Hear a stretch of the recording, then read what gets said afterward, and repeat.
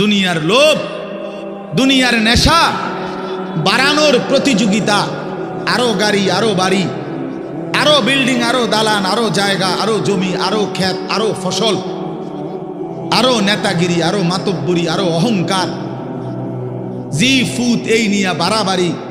আল্লাহ তাআলা বলেন সব এগুলো তোমাদেরকে ডুবাইয়া দিল, আখিরাত ভুলাইয়া দিল।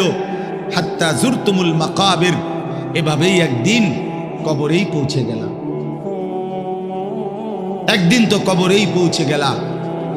কাল্লা সাউফা তা'লামুন, আল্লাহ বলে সাবধান বান্দা, এই কবরে আসলেই তুমি জানতে পারবা তোমার নাফরমানির শাস্তি কি।